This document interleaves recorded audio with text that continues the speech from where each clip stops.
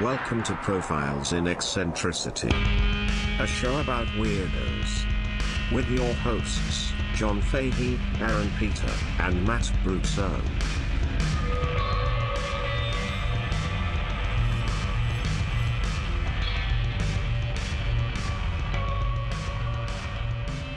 Hello, folks. Welcome to Profiles in Eccentricity. It's a show about weirdos, doggone it.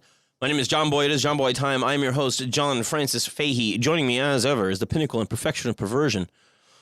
Michelangelo's David Duchovny. It's Aaron Joseph Pita. Except no substitute. My druid of gender fluid. Thank you. Thank you. My shaman of semen. And to my right, my left, your left, Matt Brousseau. The Frenchman henchman. The Gaul with it all. The Cape Cod Gape God. The Quebecois with a certain je ne sais quoi. Oh. Okay. Two dicks. Oh, I said it out loud. Sorry. Now I say quoi. C'est quoi? Say quoi? Dear dick. Two dick. For folks, find us on Profiles in Eccentricity Instagram, PP Podcast on Twitter, and also the Patreon is $5 a month for an extra episode a week. It's true. And access to the Discord. And access to the Discord, which we'll be doing a questions episode with soon. Questions. The last Patreon episode we had was really fucking stupid. Yeah, it was really incredibly fun. We had Orson Welles in there. We had a couple of people eating shit, and that's nice. But today we are going to do we don't know how long it'll take, but we'll see. Yeah. We are going to tag team. Hell yeah. Aaron and I for the pleasure of Matt. Yikes. Sit back and relax, yes. baby. Yeah. We are going to take on Ted Kaczynski, the Unabomber. Are you familiar with this fella? Oh, yeah. This was something that when you did the Birdman of Alcatraz, you mentioned comic book villain. Yes. Right? Yes. And this, I guess the only other one that quickly comes to mind is like the Zodiac, right? Yes. But the Unabomber really was very much a comic book villain style terrorist. There's a thing here. I came across when talking about the psychological profile of the bomber. It is something about not wanting to be too intimate with it. Explain. You're not there when it happens. Right. You don't need to experience the event. You don't need this. You're not a serial killer. You don't need to go back to the scene of the crime. And it's also there is a profile for just the method of being a bomber. and that also goes to suicide as well. But being the bomber. And another one I found while investigating this and talking about the bomber profile was the Mad Bomber in New York, who was doing, the Unabomber's reign was 18 years. The Mad Bomber in New York in the 40s and 50s was 16. And it was just a thing where it was just like dude, fucking pipe bombs. Put it in a sock so it's up off the ground so it has more blast radius. You can tie it to something. Wow. Jesus. Devastating. And is there ever a happy bomber? No, they're doing it for a reason. Yeah, Yeah. Fireworks, guys. Yeah. It's not like there's Care Bear shit coming out of these things. Glitter bombers. Yeah. People that do glitter bombs. Signed notes. FP. No, FC. The Mad Bomber, FP. Oh, the Mad Bomber was FP. Believe it or not. And what was FP? I didn't get that deep into it. Yeah, probably fuck police and FCs, of course, fuck cops.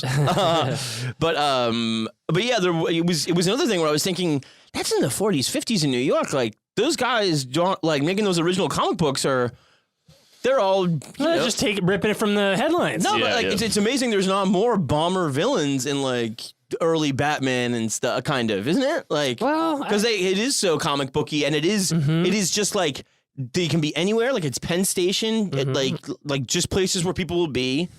I think they got to some of that stuff later, where normal rogues gallery villains would do things like that. They would throw bombs. Maybe that wasn't their character. Right. Yeah. But yeah, he was, threatened and he bombs. was. It was also a person very much born out of feeling wronged and disgruntled, and like in a way where it's like I think it all emanated from like a workplace injury. Did it fuck up his brain? Yeah, didn't feel like Phineas Gage. just like feeling like he wasn't properly compensated or something. Like So you all have to pay candy store, yeah, greengrocer. I got food poisoning. and there's some of that at play in the Unabomber, I think. Absolutely. Like you all have to pay, but I'm gonna make it look like it's directed violence, but in a way, it's really not. Yeah. There are some specific people, but I guess I don't know as much as you do, but I know a little bit, so I won't say anything now. I suppose we'll talk about it when we get to it. Yeah, I mean, how do you want to start, Aaron? Well, let's talk about how does one make a Unabomber, right? Mm-hmm. So One part love. 2 parts no love. They forgot to put the care in this bear. So let's just get back to it. So he But it really is kind of straight up from the get go. He's fucked. pretty much, yeah. When he was born, day one, like when he was born, he like a couple of months after being born, he goes home a normal baby. Mm-hmm. He was born May 22nd, 1942. Second generation Polak parents, 42. Chicago, Right. Okay. blue collar. Chi-town, Windy City. His dad was Theodore. He went by Turk, Yeah. and his mom was Wanda Kaczynski. So Turk and Wanda Kaczynski were his parents, and a couple of months into his newbornness, he had an outbreak of like hives. They don't know why. Some an allergic reaction, stress. They don't know what it was, and so 2 Just months. put whiskey in his mouth and told him to Suck it up. Yeah. How many Polacks does it take to raise a Unabomber? Oh my god. So he has to go back to the hospital, and he's there for like, I hear anywhere between a few days to almost 2 months. Oh yeah, I heard a week. Yeah. But even then, in that critical a time where it's like, it's like keep your baby against you. right. Yeah. Like- Otherwise, it'll die. Yeah, like it's such a he's quarantined as an infant, as an early infant. And they would only let him visit him. They would only let the parents visit little baby Ted 2 times a week for 2 hours each. God damn it. And like, I don't even know if they could hold him. Yeah. I don't even know if nurses were holding him. He's allergic to your love. And so, if under most circumstances, a baby that is not held, it will, like, if it doesn't physically kill them. it doesn't physically kill them. It will mentally destroy them. Yes. At the very least, you have stunted development and stunted physical growth. But that, and then you have things like, difficulty bonding with anybody, difficulty trusting anybody, resentment when you find out. It's just kind of, those are like the most formative moments in certain things of a life. And even they do studies similar to this with monkeys, where some would have no parent, some would have a parent, and then some would have like a facsimile of a parent. Yeah, so they would put little monkeys or some kind of primate, and they'd have in the cage, they'd have a metal mesh mother looking monkey with tits of fur. milk. Yeah. Right. No fur. No fur. Oh, okay. But it had milk. Yeah. They would have one fake monkey that was soft and like comfortable and motherly, but with no milk. Oh God. And it would go to the one that had no milk and it had the comfort. Wow. It would choose that every time. Good God. And then the monkey that doesn't went on to build tiny little bombs and send them to monkey scientists. Yeah. Yeah. You would go into That's how Planet of the Apes happens, people. Yeah, he would just throw his diapers everywhere. Yeah, there's just such a calling out for attention and that you see this kind of neglect Yeah. leading to, I think, from day one, even though along the way there's going to be plenty more reasons to be a Unabomber. Sure. Yeah, why start now? Let's start early. Yeah. Breaking out. Yeah. Breaking out in hives. Just like, I'm allergic to life. I got a cure for that. Life. So when he came back, his mother said that like Ted had completely just shut down. Yep. What was normally this like, bouncy little newborn infant would not smile, would not make eye contact with the parents. But I think particularly the others, like, the outside people. Yes. You'd be comfortable enough with them. It took him months to get back comfortable with his family. Sure. But with other people, it never really. Yeah. But when his brother David comes along, he was very, very, very affectionate to David. Yeah. And I think he kind of stayed close to his mom in younger years. She was really well read and stuff. And he just had like a tight relationship. Plus, he probably was like, fucking don't take me away from this lady again. Yeah. His parents would like go and say like, listen, Ted has like he'll tell David like, do not ever leave David or Ted. Like he has a fear of abandonment. Like he'll break. Yeah. If you ever leave him. So they're pretty tight growing up. The mom specifically kind of laid that on David's door, but Ted was affectionate to him. His little baby brother, and fuck shit. Maybe he had some kind of just empathy for the infant, after what he went through, where he was like, sure. and he was really comforting to him and stuff. But then you're probably gonna say, but where are you gonna go next? Because he starts showing signs of intelligence, incredibly. Oh yeah, I was just gonna say that there are theories about like how people develop psychopathy in general. Because he was never diagnosed as a psychopath. At least not now. They thought they maybe tried to like enroll him in school for kids with autism, but that never happened. But there's a theory that like psychopathy develops as a defense mechanism, so that they feel no pain, they feel no trauma, they have no empathy, and a moral compass. Because if you don't let yourself be hurt, you don't get hurt. You just shut yourself off, and you have no problem doing other things to other people that the rest of us would not do. Sure. And so then his intelligence shows up pretty quick. They leave Chicago and they move to like Evergreen. Which was a suburb. Okay. And the family was kind of worried about feeling like outsiders. And so they wanted to seem like they were, conforming with a lot of Catholics in the town and stuff, like a lot of Polish Catholics, Italians. And are they Polish Jewish? No, they're atheist. Oh, okay. Well, Jews can be atheists too, Aaron. Yeah, but Catholics can't. Yeah, I guess. I mean, my dad was. Yeah, I guess they're probably more Catholic atheists than regular old atheists. Yeah, it was actually the church's greatest product. Yeah, the greatest cure to religion is Catholicism. So they would just tell him like, they would tell Ted like, if anybody asks, just say we're Unitarians. Because they wanted to fit in. Right.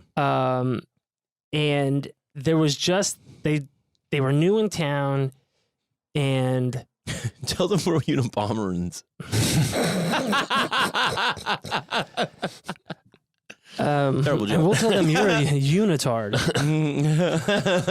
So I guess like the efforts to blend in like kind of were all just dashed away when in the 5th grade the school made him take an IQ test because they realized he was so brilliant, and he got a 167 in the 5th grade. Jesus. And which so, is like Stephen Hawking has a 165, 170. Yeah, it's like Einstein shit. Yeah. Einstein. They all had around 170. It makes you really happy that fucking those guys didn't have any fucked up diseases when they were babies. Nah, they just one of them got it later. yeah, true. Could you imagine if Hawking had the use of his hands? Jesus Christ! And Building Einstein. Ultron robots. Einstein, of course, a sex fiend. Yeah. That big old tongue. Yeah. God. Yeah, he's the... He skipped the 6th grade, so left behind the friends that he had made, because he did have friends. He did, yeah. He had some like adjusted periods. Mm-hmm. That's good. Take him out of the comfort zone. Yeah, first of all, you've moved him away Yeah. Mm-hmm. That's good. to a new town. Then he makes new friends, and then you skip a grade. You're too smart to know these dummies. And he was already kind of a small kid because of that. Oh, good. That failure to thrive, kind of like neglect. Oh, God. So now he's the smallest. He's the smartest kid, the youngest kid, and he's smaller than everybody else. And smarter than them. Yeah. And then that is a thing, and I think you had an experience like this too. Oh, I used to get picked on. You would get picked on for being a smart kid. And it's a thing where, for especially a kid like this, it's reinforcing the idea that, like, Man, I am better than these animals. I am. Yeah, it's a thing where it's like, now I'm going to lean on this even harder. Right. But it is really a shame because he did have kind of like a real good year, like a good crew of friends, and it's one of the sadder parts of the story for me. So according to his brother, his family was very proud of him. Yes. And amongst the adults, like the adult families in the neighborhood, it kind of gave a sense of pride to the Kaczynskis. It's not like they were ostracized for it. It was just Ted amongst his schoolmates. Oh. Yeah, and that just, it's that generation, man. It's like you were saying, my grandfather would always say, oh, that family's got 3 doctors in it. Can you believe it? And my dad would be like, but you drive a bus. What the fuck do you care about doctor? Like, it was like a thing where it was like, it had that import in, the generation that was really, especially immigrant culture. Coming in, to America. And it's also... And it can go a couple generations down. But it's a thing. Yeah, it's a thing where that time, keeping up with the fucking Joneses type shit, and you're trying to fit in. And one of the ways you can do it is like, here's my fucking prize pig child. Yeah, but it was a thing.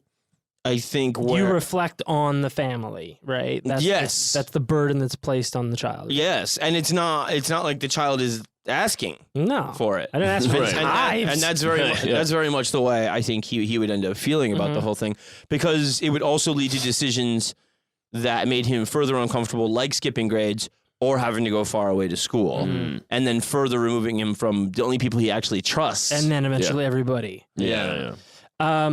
His dad apparently would start like cracking down on him to like maintain this status. So like pushing him harder on studies. Yes. Like, getting on his case for anything less than an A. And apparently his dad got like cold and distant. Oh, God. And so it's like, let's become in the incubator all over again. Right. That's so fucking brutal, man. And then when he was a sophomore in high school, they wanted him to skip his junior year and go straight to senior year, and he's 14. Yeah.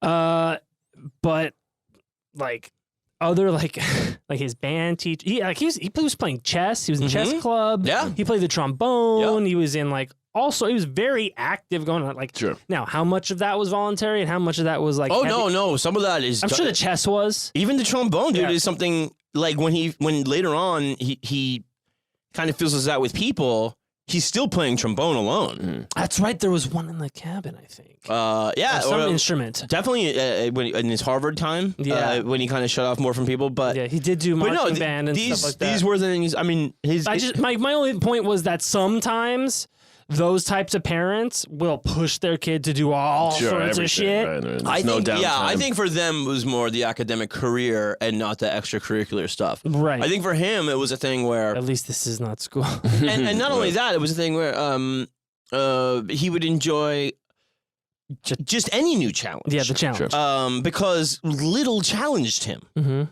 There was most things like he'd be like, all right, boring. So like it would just be like, okay, we want to skip you for these reasons. Like we know we're just wasting your time here. Right. Yeah. You can run like rings around the teacher. So go, Skip.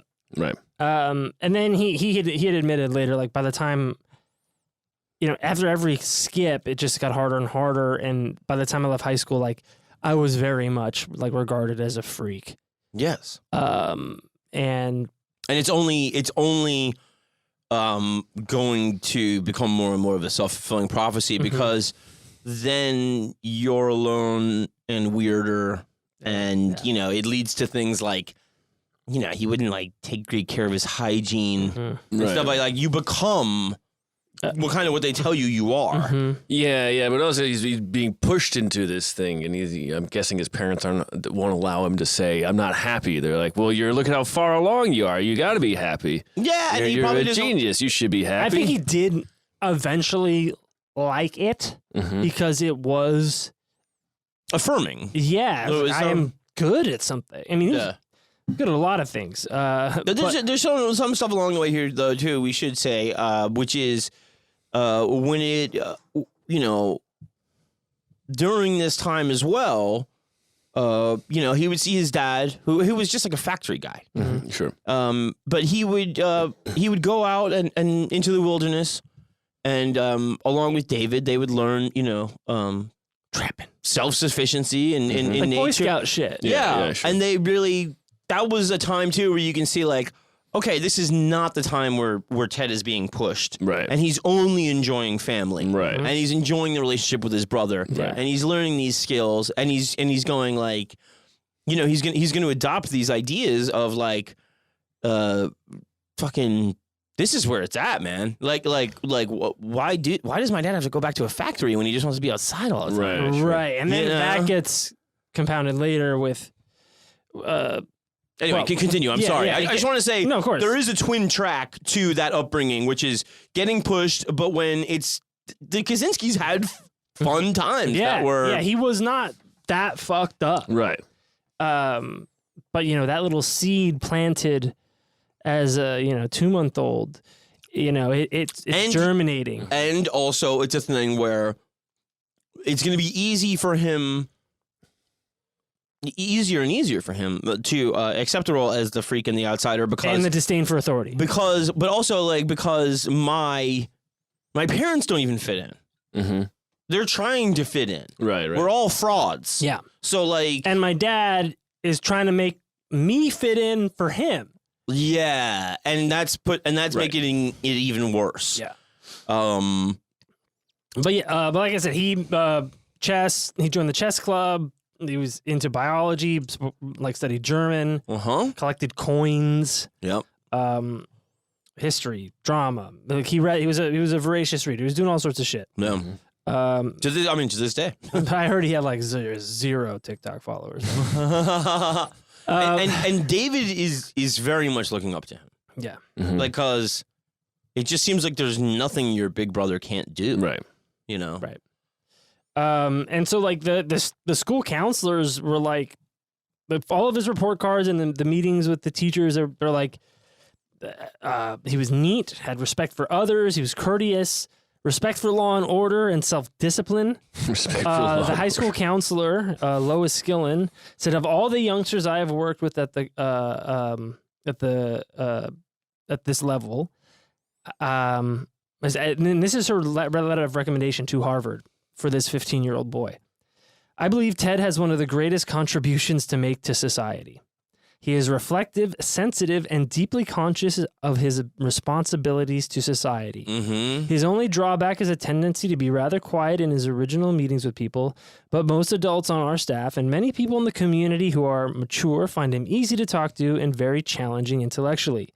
He has a number of friends among high school students and seems to influence them to think more seriously. Yeah. Gets a scholarship to Harvard at 15 years old. Mm-hmm. Yeah. And while he did have, things as a youngster with one time, there was like the aunt was like trying to talk to him about like at a family dinner, and he goes, "You wouldn't understand me."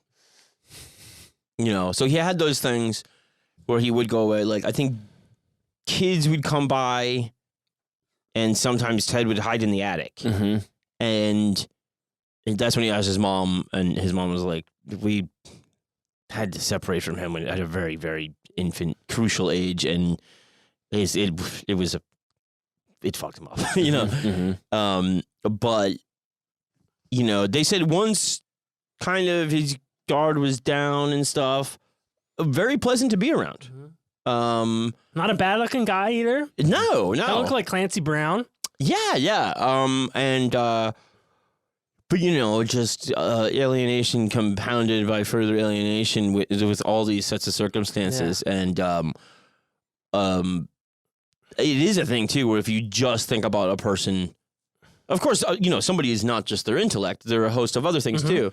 But there can be, I think, isolation from who's ever really going to understand me. Even if we can only nerd out on the same things, he was leaps above everybody. So, like, then you're like, what would you want him to do? Fuck, I am really alone. You know? But anyway. And so he goes to Harvard, and they put him in this building that's like it's for like the super smart kids. It's like Preston Street B building, whatever. It's like a dormitory, but instead of being a traditional dormitory where you share a room, I think at Harvard they call it a damitaire. It's a fucking room. And so that was another thing where they wanted to Socialize them? They wanted to see, like, all right, well, let's keep all these super smart people in this small, nice little, fucking 8-bedroom dormitory where they all have their own room. Oh, okay. So it's not a dormitory. Dormitories have shared rooms. Right. No, but it is a dormitory. It is a dormitory. Okay. But I mean, also Harvard, the dorms are really nice. Sure. It's fucking 500 years old, and it's fucking bricks, and it's yeah. But even there, they don't share a room. They all have their own room, Which is the last thing he needs, really. And that's the last thing they all needed. Yeah, because then they all became known as this kind of like super weirdo clique. Yeah. And also, you can't put all the smart people in one building, because if the building falls down, you lose all the smart people. Yeah. And there's no one left. I mean, these are constructed real good, like. And so, like, even the other student friends of his were like, yeah, all of us, we all would just hang out in our rooms alone, and then either just rush off to the library or class and then just go right back to our room. Yeah. And so, like, in their efforts to, like, let's make a cabal, like a brain trust here, they just further isolated these already kind of loner. And they're going to have those impulses. So if they show up with those impulses and they have a place to hide, why are they ever going to stop? Right. You've given them, you're just feeding into that. Because the thing is, even if you add one roommate, now the two of you are going to be like, okay, well, you're okay. Yeah. Let's go out and see if these other idiots are all right. Right. Well, maybe not even that, but at least you're not by yourself in a room. Sure, but it is going to be. They put him into solitary already. Yeah. Bad fucking idea. They probably thought they were doing a favor, but get used to these bars, kid. And we don't mean bars. Baz. So then when he's at Harvard, they implement. There was the trend that was happening at a lot of schools or universities where they started pushing like general education, right, and there was these kind of like 2 tracks. I don't know. This is getting like into the theory of education and stuff, but at the time at Harvard, there were like the 2 competing philosophies. One was like positivism, and then I forget what the other one Negative. Okay, what is that? So it was like kind of like the difference between like materialism and postmodernism. We're like, okay, there's no such thing as objective truth, and then there's another one where it's like progress is in and of itself is a valid progress for progress sake is good, and the other is like, well, maybe not. I'm fucking butchering it, but it's kind of one of those things. I heard a thing, and I think it's kind of what you're talking about, where you could hear sort of a lecture where it would be like, progress is going to basically, like, science is going to lead to doom. Mm-hmm. And then also another one where it's like science is inevitable. And So, our only salvation. yeah, so it was So this is what, 57? so it was a thing there. 58. It could This like is the 50s. somebody that went to school with him at the time was like he wrote something in I think around 2000 in like the Atlantic or something. But he was just going like these lectures probably had like a deep effect on him because he was also like more sensitive and very serious. Oh yeah, and he was into math, Mhm. which is like the most objective and Yes. the most. It is the language that enables science, Mhm. and so like there was just kind of this thing going on at Harvard and many of the like higher institutions of higher learning that were kind of comparing and contrasting the supposed objectivity of science Mhm. and the subjectivity of morality and ethics. Mhm. And how do you reconcile those? And can you use objective science and logic to get to that? Mhm. Or are they inherently incompatible? Mhm. And so there are people that think like, ooh, boy, it was like absolute reason will lead to absolute despair. Mhm. And when you start treating people as numbers and statistics, then all of a sudden you lose your humanity. Yes, I mean here's the thing too is that based on his experience, science has failed. Well, the incubator time, like with the hives, was an abject failure. Right. That was something science told parents, Right. and parents were told that the scientist is Right. sacrosanct, Right. and they were wrong. Right. They were wrong, and it had absolutely disastrous consequences. So there's no wonder where the targets of his campaigns are coming from on multiple levels. But starting there, it was a thing of like, we are trusting this thing like it is written in stone, like by Moses, and it is. They fucked up. Right. It was wrong. Yeah. Anyway, and that's the thing that's why he wasn't a scientist and he was a mathematician, because science is a process. Mm-hmm. Right. Math is an absolute, like it's math. Yes, Now, it they still have there are proofs that still need to be worked out. Sure. Right, but mostly it's 2 + 2 equals 4. It cannot lie Right. for the most part. Yeah. And And to get to the point where you can lie is way advanced in a way. yeah. I can never describe it. So, they were just like, there's a quote from, I guess, one of the framers of pushing gen ed in these colleges. I guess this guy's name is G.K. Chesterton. Did you see this quote? G.K. Chesterton. Yeah. He wrote, "Imagination does not breed insanity. Exactly what does breed insanity is reason. Poets do not go mad. Mathematicians go mad." Yeah. And that is also, I think, sharing the IQ, Bobby Fischer. And Exactly. And they both had 167 almost the same quote I told you about. If you take the paranoia off the chessboard, it's going to eat you alive. Mm-hmm. If you have the chessboard to focus it on, you can think about all the ways they can go and all that stuff, and you can funnel all that shit there. The minute you take it off, you're fucking through, man. That's it. That's that. Yeah, that makes sense. But poets never go insane. Clearly, the man did not. Well, they get syphilis and then go insane. Or But the mathematician, like the guy from Pi, he goes insane. Matt, it's so. Well, how do you? I mean, what about what is insanity defined at? Tons of poets have committed suicide. Yeah, Is there not some because level of that's sane. insanity? No, that's sane. No, it's not.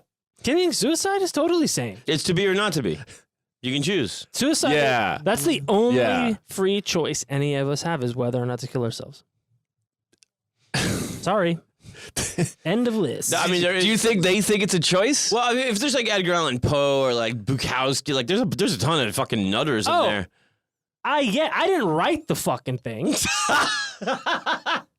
But what the person is saying is that if you tease out reason to the nth degree, you will eventually get to the point that nothing matters. Yes. And you can't live life by reason alone. You have to have imagination and creativity. And also, I think things like, there's a trust there. Even intuition. Mm-hmm.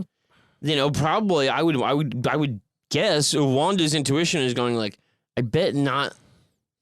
Wanda, his mom, or Wanda, his mom, is like going like, I bet maybe not, because I'm sure she has the same instinct, like to be like, I should have my baby on my chest right now. Yeah, and I know I'm not doing it, and I like intuition. You got to give intuition too. Like it's there for a reason. It's there for a reason, and that becomes science once it's fucking proven and tested out. Right.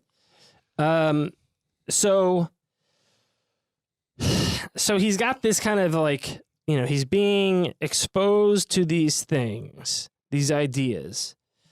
And there was kind of a little bit of a culture of despair at Harvard, apparently. Mm-hmm. Yeah, they said these talks could end up in a very depressing place for everyone. Yeah, it'd be like, from the humanists, we learned that science threatens civilization. From the scientists, we learned that science can't be stopped. Mm-hmm. And so then you're just like, so where does that lead us? Oblivion, right? And this is also the time of the Cold War. Mm-hmm. Yeah. It's a little over a decade since the A-bombs. Yeah, right, and nuclear proliferate. I mean, tests are happening all over the place. Yeah. And that casts a long fucking shadow, man. Yeah. And also a background of that time is the experiments coming out of, like, Mengele, the Nazi stuff. Sure. They kind of not a lot of hope for humanity. Yeah, they really kind of slow rolled it, but whether you're on either side, science does not have a good rap. Right. Science has failed. Allies or Axis. It's they're doing some fucked up shit. Yeah, and then there was like, we'll keep doing it. And like that would then come home to Harvard. It would come home to Harvard. Mm-hmm. There were, he had started writing essays at Harvard about kind of this idea of... Who were his essays? They were his homies, his paisans. So he would just get the just kind of a non sequitur. He would read Joseph Conrad. Mm-hmm. Thought it was one of his like favorite authors. Mm-hmm. And he really fucking vibed with Colonel Kurtz. Oh, okay. No shit. Well, I guess Kurtz. It wasn't a colonel until Apocalypse Now. But sure. Wow. Sure. No shit. Yeah, he said he was a gifted creature. He was a universal genius. Wow. Because he just saw, in his opinion, is this not a better way to live? Mm-hmm. Yes. As opposed to this machine. Yes. Of empire. Oh my God, that's incredible. I never came across that. Yeah. That's really good. And then there was also Conrad's The Secret Agent, which was a satire about bomb-wielding anarchists who declare war on science. And there are passages in it. He doesn't get it. He doesn't get it that it's satire. Oh God. There's a line in the book called that says science is the sacrosanct fetish. And I think he really took that to heart. So he graduates Harvard and he's like 19. Mm-hmm. And wait, are we're not going to talk about the rest? Yeah. I'm sorry. Yeah. Okay, so at Harvard, there was this guy, Harry Murray, and he was a professor at Harvard's Department of Social Relations, wealthy New Yorker type, scientist and a humanist. And he, during the war, worked for the OSS, which later became the CIA. Mm-hmm. And he was like mad interested in the idea of brainwashing. Yeah. And right. And during the Korean War.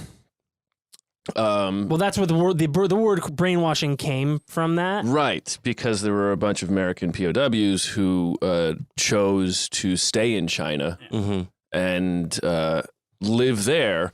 And then when they were taken back to America, they were basically interrogated in a scientific way, quote unquote, to figure out how they were brainwashed and what brainwashing is and how it works. And it was just an American boogeyman. And it became this whole brainwashing, and it became a study of behaviorism to the point where James McConnell would, I think we talked about the grinding up worms, teaching worms a thing, grinding them up, feeding them to worms. See if the worms learned from eating the other worms. And he did it once, and it never got replicated because it's total bullshit. Yeah. but it would be awesome. And that story is actually in Alan Moore's Swamp Thing. He refers to that test, those experiments about chopping off teaching a mealworm a maze, chopping half of it off because they can survive, and then grinding it up and feeding it to that mealworm. And this scientist, with his shitty experiment, said that it learned the maze. And they did this with other animals. They did it with rats and maybe octopi. Weird, really. Yeah. I guess there's some kind of thing there where it's like, it would be awesome. Is it trying to save my life? That I say, oh no, I want to stay here because I am here. Is it Stockholm syndrome? Is it actually just a change of mind? But the least likely is brainwashing. Right. And the term brainwashing was like an American term that they came up with. Yeah, they'll go after your mind. But Fortify your mind. It's a study of behavior and how to influence behavior is what it becomes in the university. And then they decide we need to do this. We need the nuclear power of brainwashing. It's the same reason that we got into remote viewing here is because we heard the Russians were doing it, and that was not. They weren't. Yeah, no, it's just big remote. But we did. Big remote viewing is just influencing the government. Yeah, man, it's fucking zenith with the remotes. Big brainwash is just getting in there. So this guy Murray, he had helped develop screening tests for applicants for military experiments and stuff like that. He put together a system during the war that would test a recruit's ability to stand up under pressure, to be a leader if necessary, to hold their liquor, to lie, and to read their character. Just like, by your body posture or the nature of their clothing. Like, just really be like a Jason Bourne who has memory. No, that's Hulk Hogan. He's wearing the headband and the... This guy's a real Hulkamaniac. Yeah. The ripped shirt. Yeah. I can tell this guy's a Hulkamaniac. So I can read people. Look at that ass. He called me brother. So one of the tests that Murray devised for the OSS was intended to see how well their applicants could withstand interrogations. And this became like a standard operating procedure during the war for them. So during which war? World War II. Oh, okay. And then going on. Right. And then subsequently after that, the CIA adopted it from the OSS. It was called they did a report called The Selection of Personnel for Clandestine Operations, Assessment of Men. The candidate immediately went down. Now, this is not what they did to Ted, but this is what where it started. This guy who eventually would go back to Harvard to do experiments, this is what he was doing. This is what he was famous for. The candidate immediately went downstairs to the basement room. A voice from within commanded him to enter, and on complying, he found himself facing a spotlight strong enough to blind him. The room was otherwise dark. Behind the spotlight sat a scarcely discernible board of inquisitors. The interrogator gruffly... the shadowy panel. Yeah, perfect. The interrogator gruffly ordered the candidate to sit down. When he did so, he discovered that the chair in which he sat was so arranged that the full strength of the beam was focused directly on his face. At first, the questions were asked in a quiet, sympathetic, conciliatory manner to invite confidence. After a few minutes, however, the examiner worked up to a crescendo in a dramatic fashion. When an inconsistency... Most furious fashion. A most inconsistent fashion. Inconsiderate. I mean, he had two different facts. The fashion was not consistent. When any sort of inconsistency or trip up appeared, he raised his voice and lashed out at the candidate, often with sharp sarcasm. He might even say, "You're a liar," or a bitch. At the beginning of this, all the applicants had to write in it. This is not the same. Oh, is it not? No, this is what he did to people applying to be spies. Got it. Okay, my bad.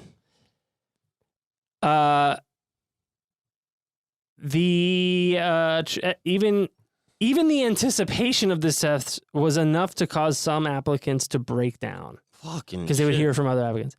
They wrote that one person insisted he cannot go through with the test. A little later, the director of the test found the candidate in his bedroom, sitting on the edge of his cot, sobbing.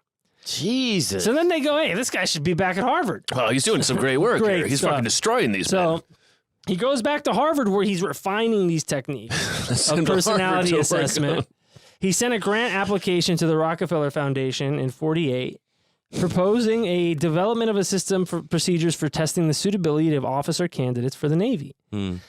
And so Sure, I got money. I love it. I invented the fucking I thing. understand you're breaking people down to their core selves. I just do that with money. Boy. Out of sight. So I don't know why Rockefeller sounds like that. What a good time. So by 1950, he started studying on undergrads at Harvard, called the Multiform Assessments of Personality Development Among Gifted College Men. And So the gifted were selected. Yeah. the experiment in which Kaczynski participated was the last and most elaborate in the series, and I think this was over the course of a couple years. You know, here's the thing, Aaron, is it's interesting to me. It was supposed to be almost like for the applicants to the agency. That was what I read to you. No, Was that. But I think even the benefit of this study was supposed to be for people. Was to take the data here Yes. and then use that to refine the tests for the actual applicant. Right, but it's an interesting thing where you think like that all these gifted people would want to go into the CIA. You know what I mean? They do recruit. They do. I mean, sometimes they get Nick Cage. But yeah. Well, I think the CIA is up their own ass But because but they what- probably think that all the most gifted people in the world But work they at also the do CIA. want to. But I mean, I think maybe part of it is one. Everyone's always doing shit on college kids yeah. because they need them. They're there. They're a captive audience, whatever. They don't. But also, they were picking the most gifted. So maybe there's something to if we can crack these gifted people, And they're because they're fortified. right? They Because are they have fortified. fortified their minds. we can turn them into A-bombs. They- Right. So I think that's part of it too. Is if we can outsmart or out brutalize the smartest people, Yeah. then it doesn't matter how gifted they are, Mm-hmm. because that's really where this goes. We're the real smart ones. Yeah. So the point here was to focus on stressful didactic situations, designing confrontations to ones that people might experience in the field, and then that data would then be used to refine the training for the OSS/CIA. Mm-hmm. So each one of these students who did these. Volunteered for these experiments. And I don't know why he would do that. Well, no, they said he thought the idea was debate. Yes, it was. Yes, it was not. He was not. He didn't sign up to be have like Verbally degraded on Right. a regular basis. But I should have stayed in the incubator. He had to write something. an essay where he talked about his core beliefs. Yes. And then there was going to be debated And about it. aspirations. But it wasn't so much debate from what I There was what no I- debate. right because I've heard some of the tape and it's just a guy going, your ideas are really terrible. Yeah. Like you're like I don't even like you. I don't like your ideas. And Ted's like, well, I'm not a philosopher. I don't know. Like I don't see what Oh, you your actually issue listened is. to the tape, huh? Yeah. Wow, yeah. I was like borderline scared too. Yeah. No. It's not. It's. Yeah. Also, by the way, that tape is like That's just the ones that let you get. yeah, sure. The whole, There's- the whole there's that too, Kaczynski yeah. file is sealed forever. Right, but he's not the only guy to go through that. no. There was And there- you say 22, something like that. 22 people. Yeah. He's the only guy who is. Went around and bombing everybody. Yes, yeah. exactly. And So far. yeah, And the funniest thing is that that's There the wasn't just one Winter Soldier, buddy. They made a whole bunch of them. But the funniest thing about that is like it's like the thing he talks about least. yes. Like you can get Ted Kaczynski talking about anything, and he goes like, Yeah. it's like no, because there is a podcast called The Stakes that talks about the history of persuasion, and one of the reporters, he talked to one of the reporters, or he wrote to them. Yeah, he and, does talk and to... he mentioned they were like, so why did you send bombs to this specific person? And he says, well, you should look into this experiment on me at Harvard. wow.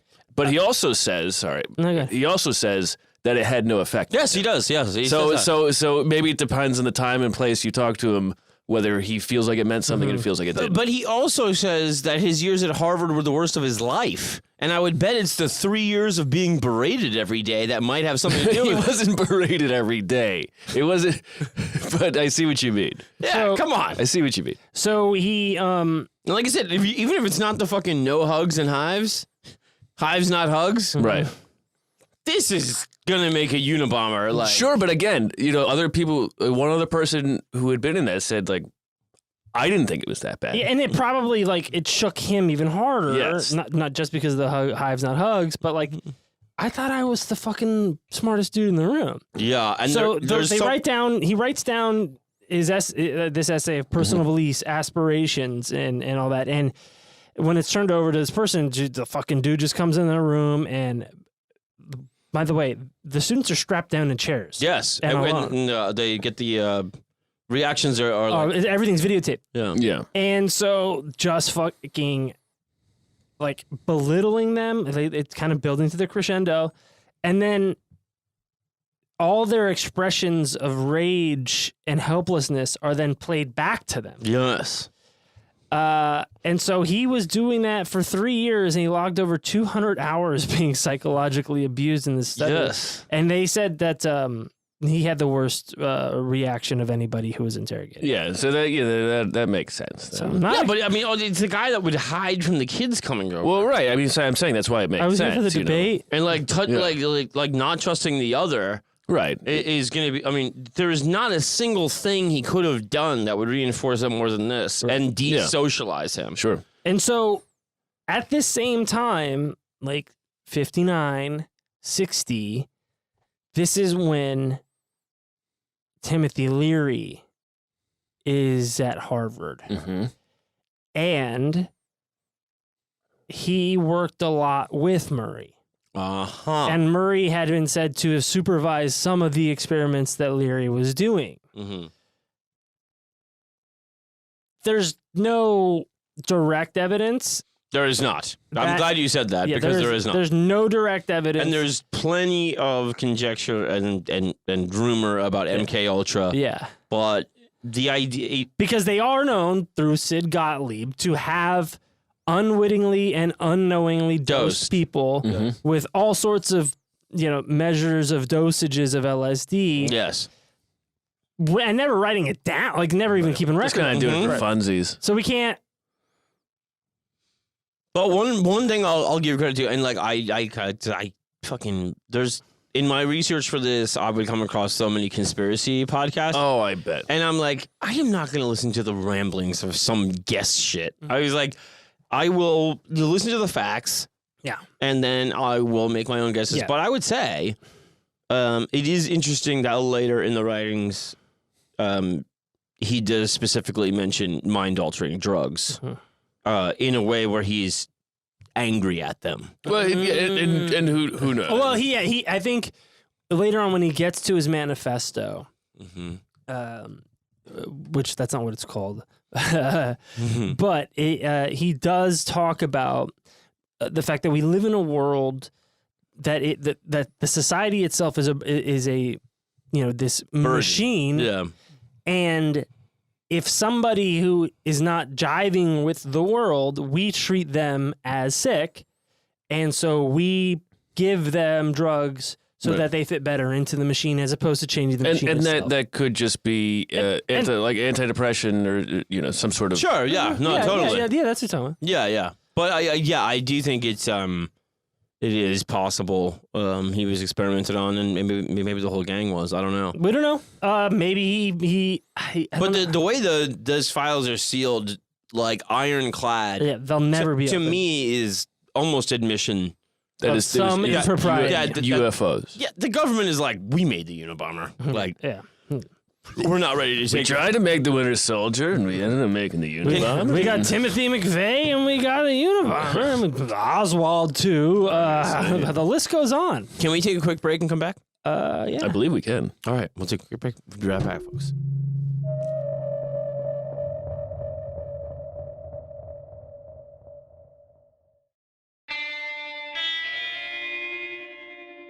And we're back. Hey. So yeah, he goes through this 3 years, 200 hours of and voluntarily, which well, not yes and no. he signed up for. but you keep going. I mean, 3 years is voluntary, pal. Like that's you don't have to keep going. Yeah, I don't know the details on that, and I don't know. There is a theory that maybe it was a thing where he got as a guy that was defensive of his intellect. And his beliefs, he had to prove that they will not break me. Sure, but also maybe it wasn't so bad that he didn't want to keep going back.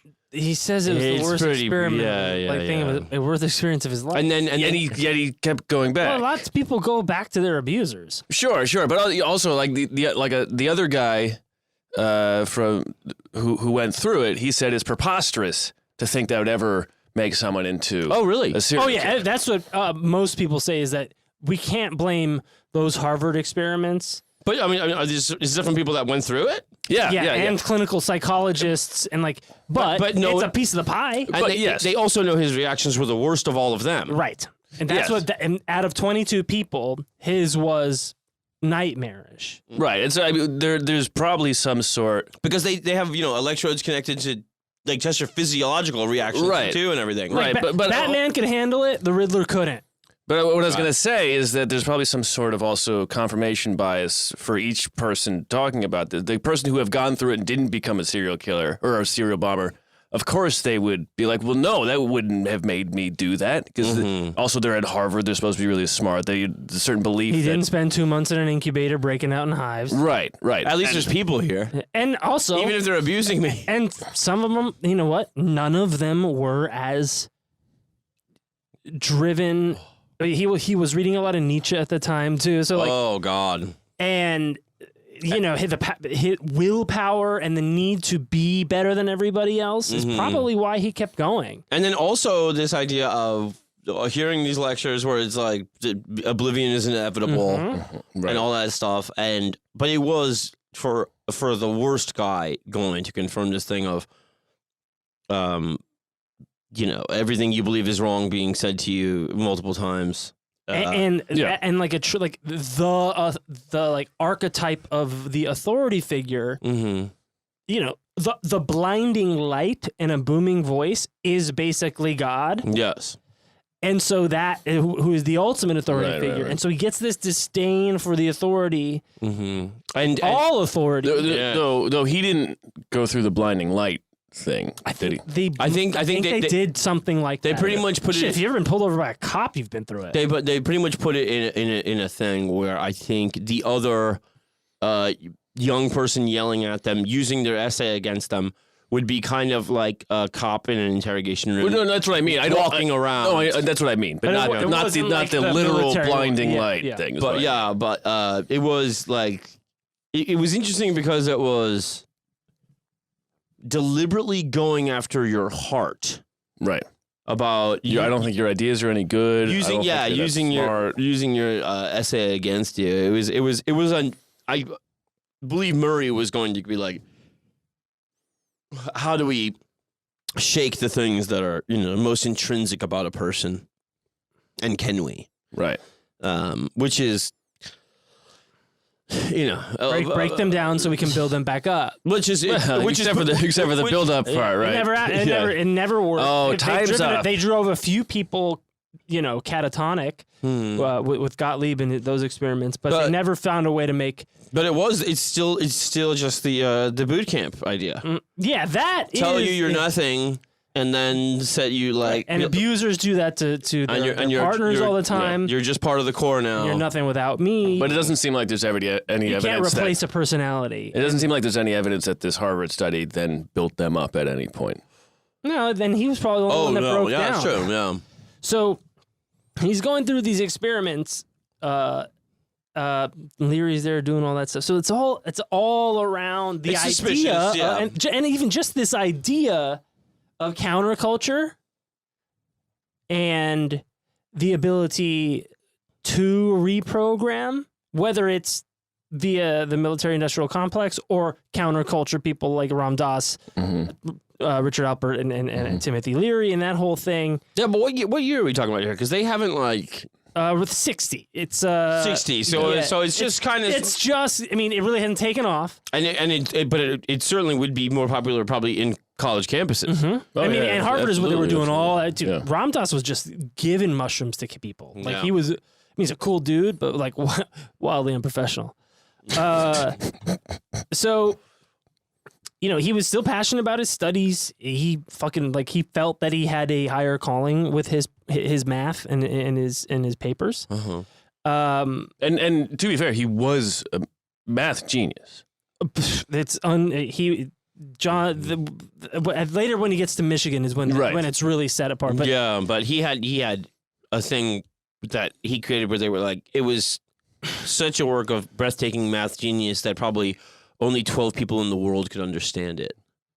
And 3 of them are being tortured right now by Harvard. 4 of them were Japanese. It was a thing where it was like, but also, it is not real world applicable. Sure. Or you have to find it takes a lot of work to make it real world applicable, or it won't be used for 100. You know, Sure, but that's not the point. right? No, it's about finding harmony in the universe. And Yes, and it's also a thing where you're kind of I would compare it to going alone playing an instrument. It would be the equivalent of Mozart being alone and creating this incredible thing. But even that can be enjoyed. Yes. And I think he did enjoy it. He did. It's just that nobody could hear the music. Yeah. Yes. And when it was still class time, it was just a thing of I cannot remotely be challenged, even at Harvard, as a fucking 16-year-old. Yeah. He as a result of his breathtaking genius and his outsiderness and these experiments that are just like oppressive. Mm-hmm. He starts putting together a theory to explain his unhappiness and anger.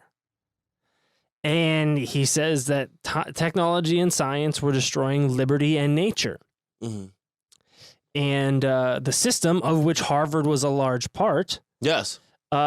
served technology, which in turn required conformity. Mm-hmm. Like Obedience he talks about a lot. Yes. He throws the word obedience around in all caps. Yeah, and he said, So it's a thing of like what you said about his disdain for the authority figure, and then also the people that go along with it. You're just as guilty. Yes. Because you become kind of like the hive mind, the Borg, right? So he was just very critical of advertising, propaganda, and all these techniques of what was behaviorism, behavior modification. And it sought to transform people into automatons to serve the machine, right? So a lot of the Matrix shit in there. And it's ironic, too, because it's at a time where everybody is, raging against the machine. Or just they're seeing that, like... They're starting. Right, they're putting the sunglasses on. But he never identifies with them. It's always a very personal crusade for him. Well, he's never identified with most people. That's the thing. Is that like he thinks it's a fad later is what he'll consider like the hippie generation. Well, he's not wrong. No, but also he's just as revolutionary, and he still doesn't seize this opportunity to identify with other people, which he easily can, and be very lucid or eloquent about how their feelings are right. About advertising in the machine, all that stuff. He doesn't seize on it. Yeah. He still stays a loner. When he graduated from Harvard, he started reading this French philosopher Jacques Ellul. Can you spell that? Jacques is Jacques. Yeah, I know. I got that part with an S. Yeah.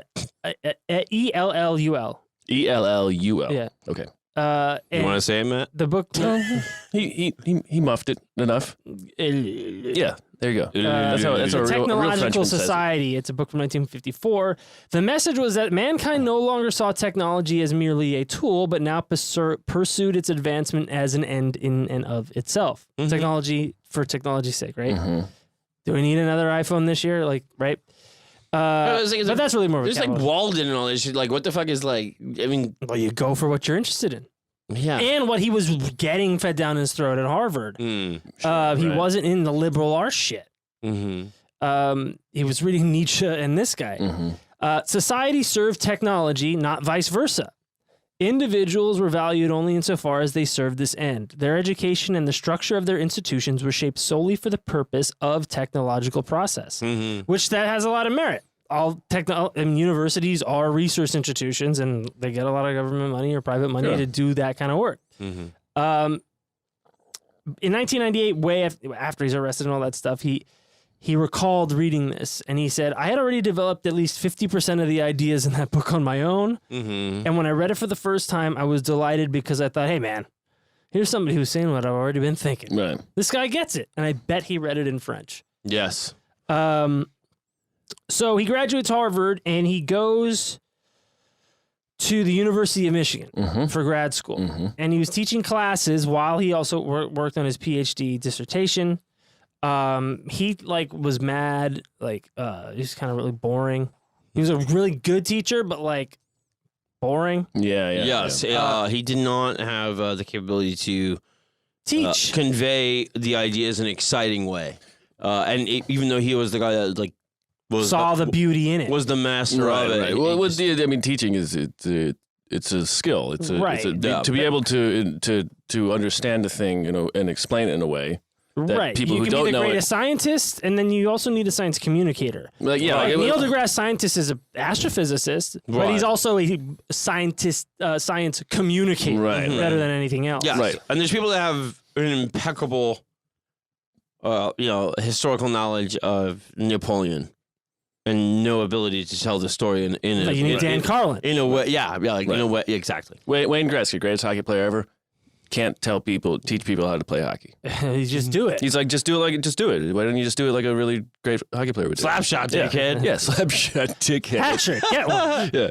Patrick, catch it. His dissertation was widely praised. He won the university's highly prestigious Sumner B. Myers Prize, which is awarded the top mathematic dissertation. Widely considered to be an absolute masterpiece and one of the best written in the history of the University of Michigan. Wow. Yeah. He followed it up with 2 journal articles before he even left the school, and later published 3 more when he left. Got his doctorate in 1967, so I think he is 25. And then he went on to teach at Berkeley. And this is 67, Oh boy, 68. if he didn't like hippie culture before. Major. And he became the youngest assistant math professor in the history of Berkeley in 1967. Now, there is no mention in any of the books of any fucking. No, very much not. Or I was wondering there's about one that. mess. There's one. He went on one date with this woman. Well, no, I've got. Well, yeah, no. He went Later. on 2 days later. It's later. But also other crushes he had. And yeah, stuff. you can have a crush. But even telling her. Yeah. So he's at Berkeley in the fucking summer of love, just balls deep in algebra or whatever. It should also be said. David would say in the years ensuing, following Harvard, that he felt Ted was becoming delusional. Sure. And falling more into something like mental illness. Yeah, and becoming also disillusioned with math itself. Right. Because he had kind of mastered it. Yeah. All the big proofs in math had pretty much been done. He had done a lot of the work, but there weren't a lot more unknowns in mathematics at the time. And so he was already one of the best in the world at it. And he also saw that what I am doing is feeding into this problem of technology and the machine. Yeah, sure. And also, where has it led him? He went to Berkeley, not getting late. One of the greatest papers ever in the history of the university, and now he's an assistant professor. Yes, yeah. And it's a thing of thinking possibly down the road, how could this work be abused?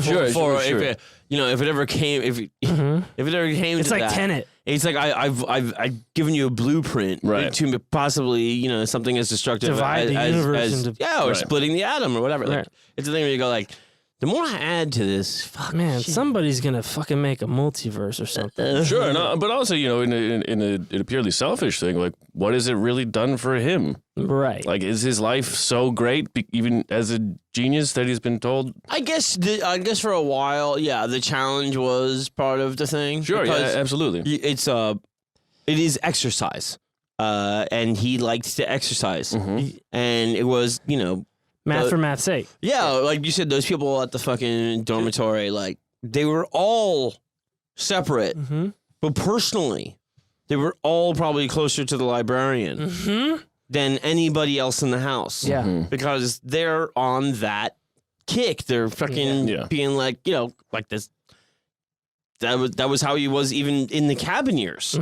Like the librarian, they said, probably knew him better than anybody because he would be wanting fucking weird books and whatever, like. So he's at Berkeley in 1967, and he leaves in 1969. Resigns from teaching. Never gave them a reason. And all the colleagues that were like, if he would have stayed another year, he would have been senior faculty. I think he did kind of say, I'm pretty much done with math. And he was. And there's also some people believe that he just wanted to make enough money so that he could go buy a cabin in the woods. Yes. Which is a step up from a van down by the river. You bet. It makes sense. But vans have technology. So he resigns from teaching. No explanation. He goes back to move in with his parents in Illinois in 1969, and he stays there for 2 years, just like working odd jobs and shit. Just menial stuff for a genius. Moving shit. And this is what I believe in, and the things that I've read and had made a good case for this is that he was just biding his time to go off grid. Yes. Because his time at Harvard was so shitty, and he was unfulfilled with the academic life and pretty much every other aspect of it. Except for probably his family life, which he's partially not close. He is developing resentment about his parents pushing him.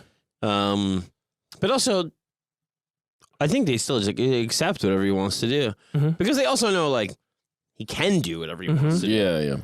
And it's an older kid. You're like, there's that thing of parents like finding yourself when you're late 20s, like go fucking travel or whatever. But also, his kinship with David, his brother, is a thing where they would talk about their primitivism and getting back to the land, and like all of their shared good times and memories with their dad was out. Were out, out there. And I think he and his brother bought the land together. They did, but basically it was for Ted. Ted, I think, pretty much told him like, I'm going to Montana. I think Ted, well, they both bought it. Like, they came up with it together. But I think then David was like, can I build a cabin on the land? And he was like, no. And then... You'll probably put something criminally gauche like a sink. It was a thing where he still was like, I trust you more than anybody. And I value that you share this thing with me. But I'm still running up to the attic. Right. Even from you. I just like to be alone. And then that's why he builds a remote, like primitive, like the cabin is as big as this studio. What's this? 10 by 8? 12 by 8? Yeah, it's around 10 by 10, 10 by 12, 10 by 12 at most. 10 by 10. That's probably. how big this cabin was. Really? Yes. And the he cabin fit a trombone in there? Well, he didn't fucking have room to play the long slides. It's called a log cabin a lot. Yes. It's not a log cabin. It's a shed. It is a shed. No running water. Yeah. No electricity. No bidet. No. Shitting through the floor. I think he had a hole. Imagine if he had a phone to lose. I think he had a hole in the floor. Or went outside. Yeah, It would be. I mean, it's also in Montana. You can't do that all year. Yeah. So I didn't realize it was tiny. Yeah, and it's incredibly. I mean, tiny. if you just saw someone living in that, you would go, something's not right. There's nobody around. I know. Real quick, this is very interesting to me. There is a thing from his quarantine time as a baby. They would say, and it's so fucking weird. When you think about the Harvard stuff where they show him the footage of himself. They said when he would see pictures of himself with the hives, he would become agitated and stuff like that. This is as he's as a kid. As he's a tiny kid. Mm-hmm. And then he had this affinity for caged animals, this empathy for them. Okay. And he would later not for outdoor animals. But he had this thing, like he had this empathy for it. Like he would get sad when he saw that. Mm-hmm. And then he continually... recreated that atmosphere. Caged himself. From everything from prison to the cabin. Like, it's amazing. Yeah. It was crazy. It was like loneliness like took on the role of the mother. Yeah. It was fucking baffling. A womb. Yeah. He's very comfortable in those. But I mean, deliberately, like, he is, I think part of it was like, I'm trying to put less of a stamp on the land. And that's the ethics of the primitivism. And then also, I don't like or trust people. Yeah, but even like, I'm not going to luxuriate at all. Oh, no. Like, I'm probably the smartest man in this country, and I am deliberately choosing to take a shit through the hole in the floor. It is like just a complete rejection of modern community, all society. Yeah. Like, it is. We'll throw some pictures up on the Instagram and stuff because they have they moved the cabin into the FBI museum. Oh, God. Wow. Ugh. And it is almost the same size as his solitary confinement cell. Mm-hmm. Like, within a few inches. Mm-hmm. Yeah. And he's probably pissed because there's lights. Can you turn off the fucking light? Like, too much nice stuff in here, like bars. He's actually said compared. Well, we'll get into it in the next episode, I guess. But he's actually said comparatively, he's like, at least it's quiet here.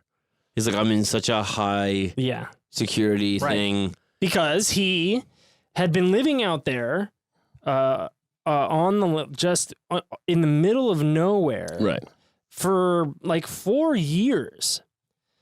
And he would go into town. He had an old bike, and he would go to the library and read like all the classic books in their original languages. Probably use a toilet there. I don't know, man. He's like, is there a hole? He really wanted. Excuse me, where's your hole? The people were like, yeah. He deliberately made it easy to not talk to him because he smelled like shit. They call him, I think they call him like the hermit on the hill or something like that. The people living out in the woods of Montana usually they don't make a tiny shack. And there were other people in the vicinity. Oh yeah, no, he had a neighbor. He had a neighbor. Yeah, that knew him. Yeah, that'll come up. And also, but he bought the land from a logging company, and then he starts getting just mad about that noise. Yeah, because there were real estate development companies and industrial projects in the air started encroaching. And he's like, it's fucking so fucking loud and shit. Yeah. That's not going to help the guy. They're going to build a road. That's not going to help the guy who moved in the middle of nowhere to get away from society. They're coming for him now. Yeah. So he, this is when he takes a turn and starts becoming what some would call an eco-terrorist. Correct. Kind of noble.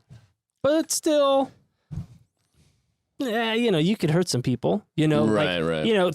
Certain things that like, people like when they're doing deforestation stuff, they're sitting in the tree and saying, don't cut me down. Right. That's protesting. Right. But when you spike trees with metal spikes in them, like it's supposed to create shrapnel. Dude, when a chainsaw catches that, you're done, son. Yeah, no, see, it's bad. That's the same way he's killing people with bombs. Is like, Right. well, I just put the bomb there. You opened But it. then he even Right. he That's even started very different than pouring sugar in gas tanks of the logging machinery. That's not so bad. It's not the worst. That's not spikes. Yeah, I know. It's not. But then he like kind of got to this thing of like, I think he wrote a thing on it with about taking down bulldozers. He's like, you can attack the fucking scoop. He goes, you got to get to the heart of the fucking thing. He goes, you wouldn't punch a guy in the fist. Yeah, exactly. Right. Yeah, like that kind of shit. Yeah, and he would put up like like makes traps, sense. like lines that would snag other vehicles. Mm-hmm. Like I don't want to call them trip lines, but there'd be stuff that would just like stuff like from like Jedi. Wait. Like he would trap the routes, Mm-hmm. Okay. or Because the thing is like it is why it's not Wyoming, it's Montana, but it's just the thing of like he's looking at like these ancient trees, and he's going like, this is your job. Yeah. It's just to sell this shit, to fucking put forth this, corrupt, technopolis, and the people that are gonna fucking suffer for it are like these things that are like, beautiful and quiet and innocent. Yeah. And like, he's gotten to that point where he identifies he's more of a swamp thing. Well, sure. and he's got that education from Harvard of morality being non-rational. Right. And it doesn't matter. So I am free to kill. So that's as the eco-terrorism thing is not accomplishing the goal. Oh, I think he thinks he's the moral one, though. I don't, maybe, but to what, he doesn't even prescribe an alternative society. He just says this is not what we should be as human animals. You know what? I agree with you. I think he doesn't believe in morality. I think he believes in logic. Yeah, and reason. I think logic is the thing he subscribes to. And he's reasoned his way. And he's reasoned his way to go like, yeah, if you're doing this, it is a fucking self-fulfilling prophecy that we'll all fucking die. Mm-hmm. And if you don't get it, that's not my problem. Mm-hmm. Yeah, I think you're right. I think in that part it wasn't political and it wasn't personal. It was personal in the way of I don't like the noise of the logging company, and that certainly played into it. Yes. And that's something he doesn't, and you can wrap it in. and that's something he doesn't really admit to. Yeah. But we can see through that a little bit. Yeah, Yeah, for certainly. sure. And things that will come up in a personal level where like he's embarrassingly personally sensitive Yes. in later things. Yeah, he becomes a real pussy about stuff. Yeah. And petty. Yeah, and the thing is that, when we were kind of just talking about doing it, I was like, oh, yeah, he's got some points and stuff. And then when I went into it, I was like, he still has those points, and those points have honestly been proven to be true. Yeah. But when I got into it, I was like, oh, there's a lot You of have stuff to here, go man. there, Where you, yeah. you sure. just suck, dude. Yeah. Yeah. And And it's like, all right, wow, you called out a problem, but like you offered no true solution other than, I guess, if you want to call it guerrilla political warfare. It to upend the system by sowing distrust through it. Like, trust me, these systems, the institutions will fail on their own like they always have. They don't need some fucking old smelly dude in a hoodie to cause problems. It'll happen. Every single one has. also, not only that, but just things like the fucking, Keystone Pipeline was just sheer protest. Yeah. Like, you don't gotta... And here's the thing. You don't gotta... All the other pipelines, they burst and leak anyways. Right, yeah. And every pipeline leak. Like, if people run it, it will fail. Yeah. We'll probably make the worst AI ever. Right, It'll probably be retarded. So Yes, he and he would later, in he eventually writes an autobiography, and I don't think that got accomplish. But his other work is My Life with Ted K. But he does say, and when he was 27, he said, "I thought I will kill, but I will at least make some effort to avoid detection so that I can kill again." So he expresses a desire to do it and to keep doing it. Plus, I'm smarter than everybody, so I can. Mm-hmm. And that's also stuff that's, you know, it's post the Harvard tests, and like it wasn't like a thing he had exhibited at a young age. He didn't torture cats. Right. Like right. there's a lot of debate about. And also just the timing of when he grew up, too. I think the world was at this very interesting crossroads of, like, the 50s idealism in the United States with the specter of the Cold War around it. And then the 60s happen where, like, it's just everything is flipped on its head. And so I think that, you know, the times make the man type of thing. And if the man had hives in an incubator plus was interrogated by CIA spooks. Sure. That guy, I mean, just all sorts of things added to that cosmic gumbo. And I just had a thought that also had been breathing in lead gas fumes lead gas for his entire life. Sure. I could only imagine didn't calm him down. Right, eating Twinkies and shit. Yeah, I mean, you know, I think there was initially a thing that was like, I don't trust you, parents, because you sent me away, and it was bad for me. And I remember that on an instinctive infant level. Mm-hmm. And then you kind of did it again when you knew I still wasn't adjusted after the trauma of that. And then you pushed me into all these uncomfortable situations to make you feel good. Mm-hmm. And, you know, and that's like a microcosm of the system at large using the individual for its own purposes. Right, yes, being treated like a commodity. Mm-hmm. And then I ended up in this fucking blender of a goddamn probably CIA experiment. Later, when during his trial, he would go under he would be profiled like by a psychoanalyst, and you know, that's when he gave up a lot of information to her. And he said, you know, I went back to, I think he wrote it I think he wrote it to her and not in-person deposition. He said, yeah, I decided that I would, you know, do what I always wanted to do, like go to Canada or something, take off in the woods with a rifle and try and live off the country. And it doesn't work. I'll just come back to civilization before I starve, and then I'll come back here and kill someone I hate. Yeah. So, like, you made it personal. Yeah. Oh, he did. He really did. Yeah.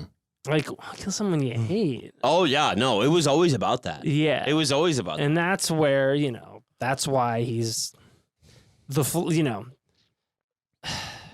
some villains are better than others.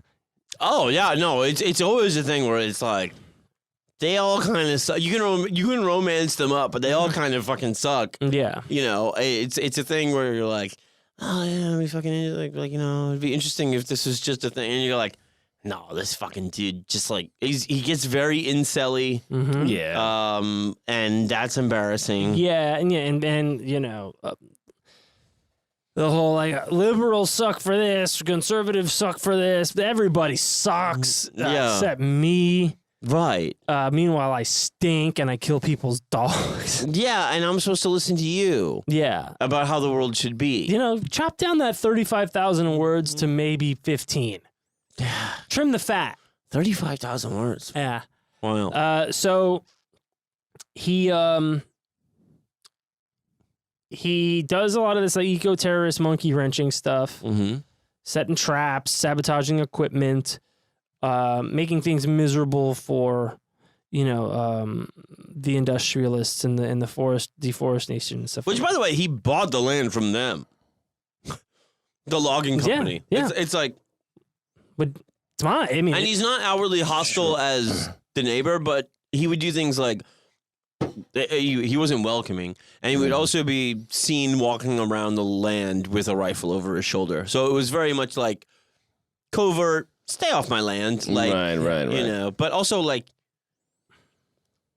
you knew who you were dealing with. Like, you know what I mean? Like, yeah. Well, yeah. I mean, for someone who had worked so long in logic, you go, He is still a man. well, yeah. So Yeah. Maybe if he merged his mind with a computer, he could be truly I logical. bet he can't trust the computer. It's That's for Man, Facebook. computer can't trust us. For Facebook. I think maybe one of the most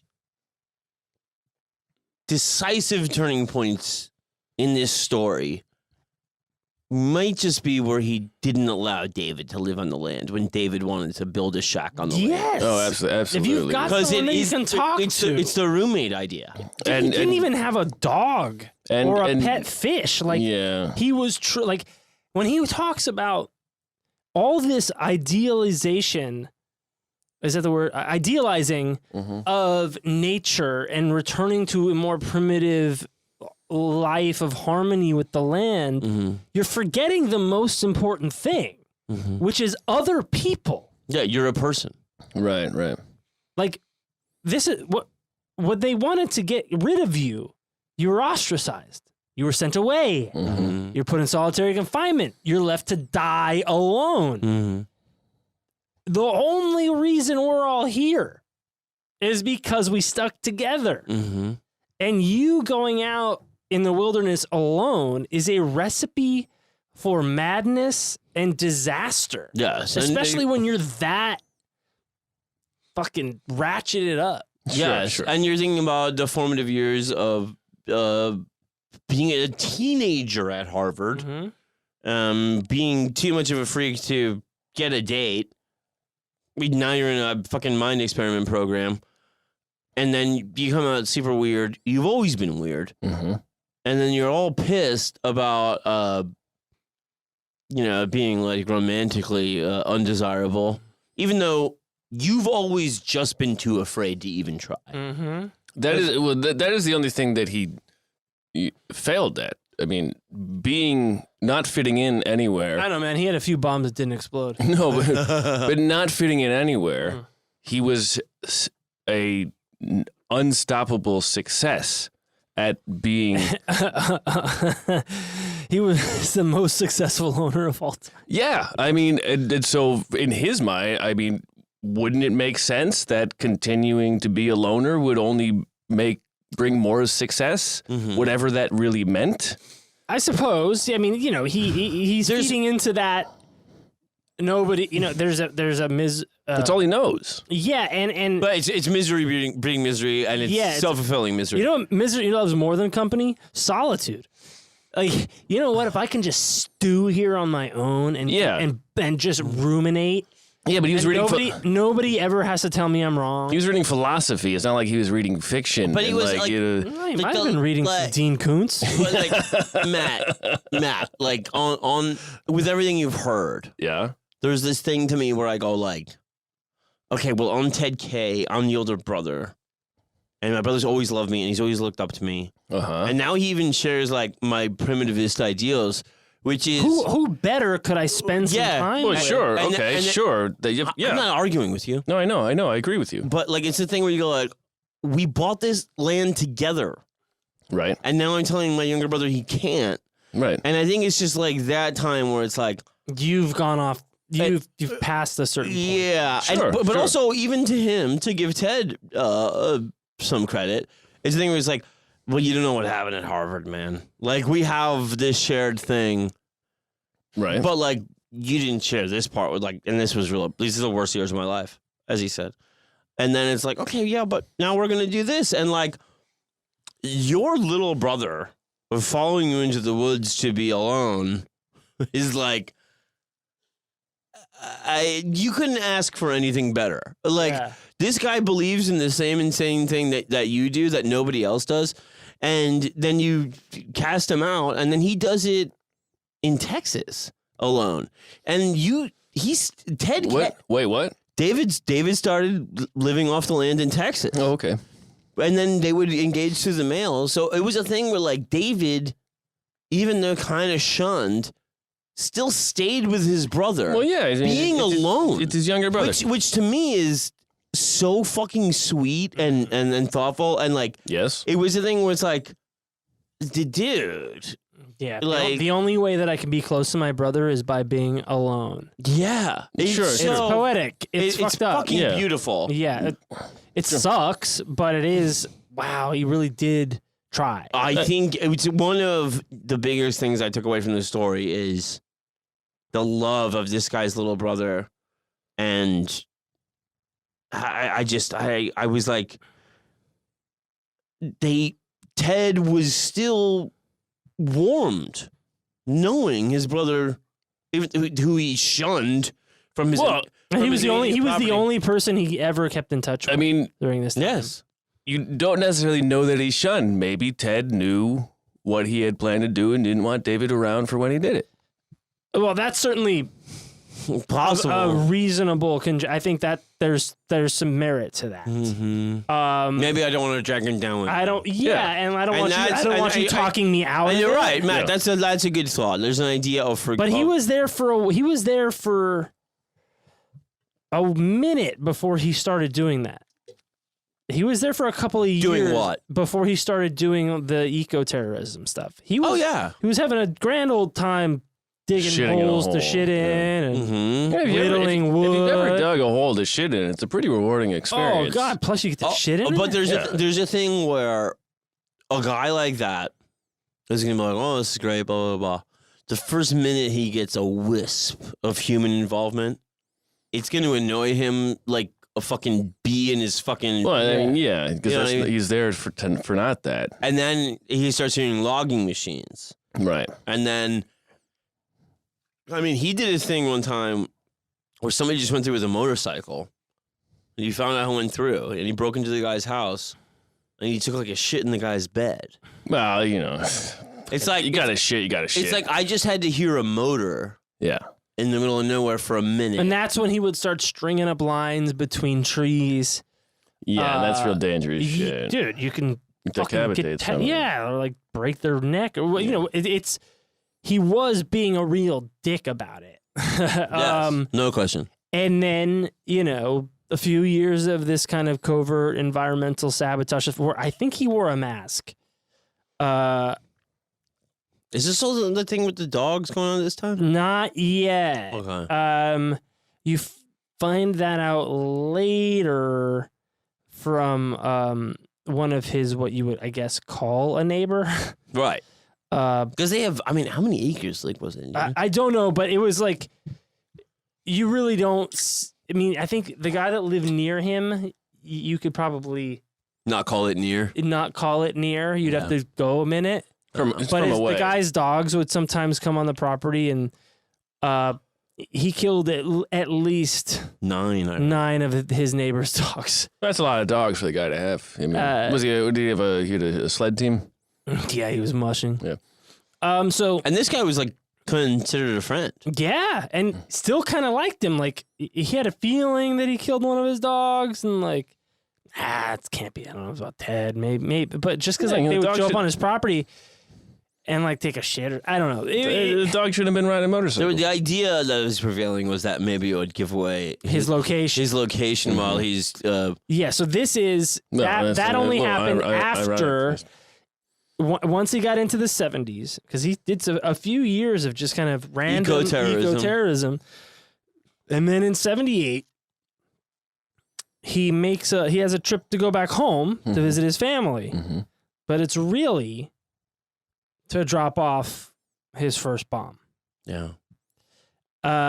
And he goes back to I think they're in Chicago area, Mm-hmm. and he makes an improvised explosive device using common shit like a nail on a rubber band Mm-hmm.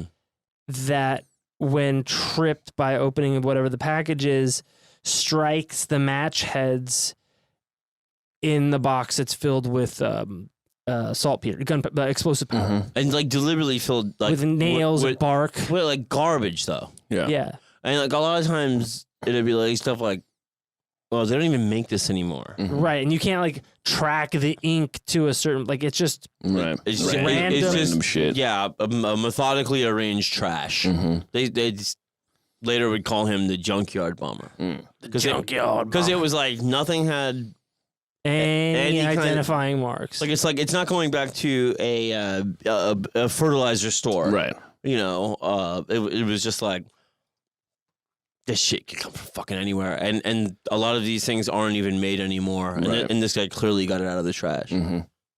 So, the bomb was mailed to Buckley Christ, a mechanical engineering professor at Northwestern, where this guy was basically teaching students how to build medical devices and other related industrial products. Mm-hmm. So I would imagine like pumps, pacemaker, like life-saving things, Mm-hmm. and maybe just anything that's got more than 4 moving parts. Anything more complicated than a revolver, probably. So he drops off. Maybe incubators you would keep a baby with hives. Maybe. Whoa. I think that's really. I swear to God, I think that's really where it starts. I think it starts with most of the targets. I should have been dead. I think it starts with most of his trauma. Well, I mean that is As far as the targeting. That's fucking interesting, man. I completely think it does. I think it, as we'll go through it in the next episode, but I think as you go through it, you go like, it's all personal, even if it's not personal. Yeah, you found what you don't even know how personal it is, Ted. Yeah, you rationalized it. Yeah, we caught you slipping. You made it logical. Yeah. So and I guess we'll kind of end it. In 78, he drops off a package containing this homemade bomb in a parking lot at the University of Chicago. And what he had done was he wrote the sender as Buckley Christ and some other address, and he wrote "return to sender" on it. And so somebody found it, and they brought it to Christ. And he got it, and he was like, I didn't fucking send something. I know, which is so sloppy for a genius. Yeah, like, what? I don't get it. And so he called campus security, and this guy, Terry Marker, was like, I got security. I'm the guy who opens the packages. Opened the box. He opened the box. Give me the box. The bomb exploded. But it wasn't like a giant explosion. It was, it was a box of gunpowder. So it's like fucking, I don't know, 10 M80s filled with some fucking. I think actually it was a badly constructed pipe bomb. No. No, I don't think that one was. Okay. Maybe. That might have been what inside the package. Yeah.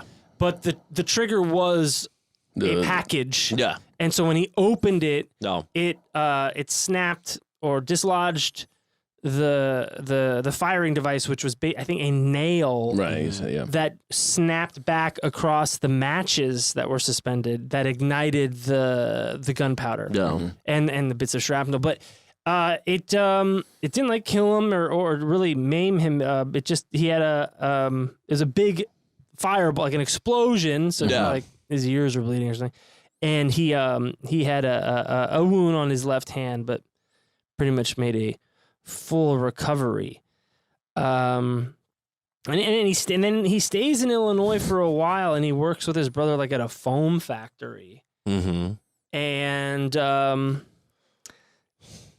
then he goes on a tear from 79 all the way to 96. Yeah. And that foam factory had, I think, a lot of what happened to do with it. Yeah. Yeah, I think it made it worse because then after the foam factory, went back to the fucking woods. Yeah. Yeah. So we'll take it up next time? I think we should take it up next time because there's we haven't even got to him being public enemy number 1, the longest, most expensive FBI investigation in history, why they call him the Unabomber. Just setting the table here. Huh? Setting the table. We are setting the table. Oh, we are setting the table. Yeah. They're like, send the table. I was No. I can't. Bring me the table. The table's already here. I'm going to flip it. Yeah, it's Cupcakes. It's highly dense stuff, Mm-hmm. and All right. Love your kids, there's so much there. but don't love them too much. But love them. Yeah, okay, we got the first bomb. Yeah, we got to the first bomb. we're gonna dive in again next week. Mm-hmm. And I'll dress like the Unabomber on the next one. Hoodie, sunglasses. Great. You know, Man, it's cool. It's a good thumbnail for the YouTube. Yeah. while I was going through the stuff, I was like, because I remember that fucking drawing, and then when they pulled them out, I was like, that fucking idiot. Yeah. And I was like, They're like, that guy was cool. and then I was like, they made him look like just not him at all. And, Yeah. and then I looked at it like side by side, and I was like, nah, she actually did a pretty good job. It's like Given the information? Yeah. for a guy who saw it one time. Yeah. It's a lot to hang on your head too. You're like, tell us what he looks like. You're the only one that can help the nation. You know, and you're like, oh, And the fact that eyewitness testimony or just memories This is very unreliable. so unreliable So and unreliable. bad. yeah. He had a I think shark they- fin I coming think- out of his I forehead. think they also Or I was might eating have shark had, fins. I can't remember. I think they also might have had later on some surveillance imagery. Yeah, probably. I imagine at some point. I there were think cameras later the on post in office. in the early 90s, I think they did get just like snap, like, oh, there's a guy leaving. Oh, for real? I think. Wow. Because by that point, they knew where things were coming from. Yeah. And they could go back and get some kind of security footage Yeah. of around that time Yeah. when somebody dropped something off. All right. Now they can go back. Now, dude, if you drop something in the post office, it's a bomb. I wouldn't recommend it. They'll follow you home with the fucking traffic light cameras, and you're done. It's investigators. It's a thrilling fucking thing because There's a show about. There's Manhunt on that. there's people fucking going on and off the case because it goes over decades. Yeah. It's incredible. All right, folks. We're gonna come back next week and we will finish this fucker up. Mm-hmm. I'm gonna say goodnight. My name is John Fahey. My name is Aaron Pita. Mapper Soap. Good night, everybody. We love you. Good night.